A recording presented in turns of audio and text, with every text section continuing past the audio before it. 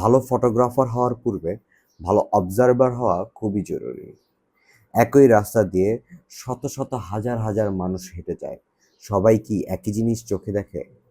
না, কেউ শুধুই রাস্তা দেখে, কেউ তার উদ্দেশ্যের কোনো স্পেসিফিক জিনিসকে দেখে। কিন্তু একজন ফটোগ্রাফার দেখে গল্প।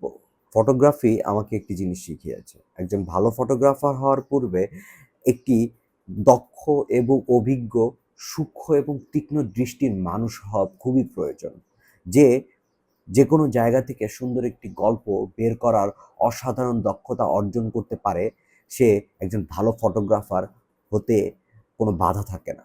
কারণ ক্যামেরা শুধু রেকর্ড করে, কিন্তু ক্যামেরা কি রেকর্ড করবে, কিভাবে রেকর্ড করবে, তার সিদ্ধান্ত একান্তই ফটোগ্রাফারের। হয়তো এ কারণেই ফটোগ্রাফি আসলে ক্যামেরা নিয়ে না, ফটোগ্রাফি হলো পৃথিবীকে ভিন্নভাবে দেখার একটি অসাধারণ শিল্প।